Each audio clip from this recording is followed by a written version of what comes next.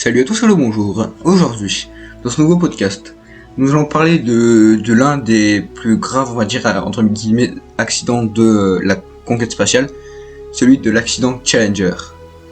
Donc si mon contenu vous plaît, écoutez, je vais vous inviter à laisser un petit pouce bleu en bas de la vidéo, abonnez-vous, mettez un petit commentaire, partagez les vidéos et activez les notifications pour pas manquer de vidéos.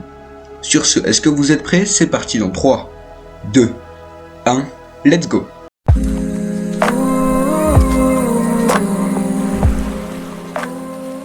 Donc l'accident de la navette spatiale américaine Challenger, c'est un accident astronautique qui eut lieu le 28 janvier 1986 et qui se traduisit par la désintégration de la navette spatiale de la NASA Challenger, 73 secondes après son décollage, et la mort des 7 astronautes, 2 femmes et 5 hommes de l'équipage de la mission STS-51L, Gregory Travis, Krista McAuliffe, Ronald McNair, Ellison Onizuka, Judith Resnick, Francis Scobie et Michael Smith.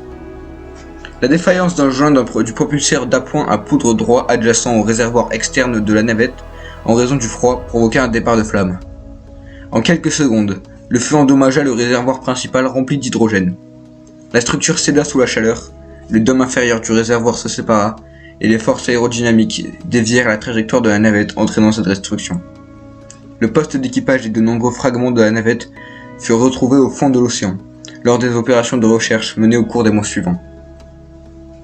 Cet accident a entraîné une interruption de 32 mois du programme de la navette et la formation de la commission Rogers pour enquêter sur l'accident.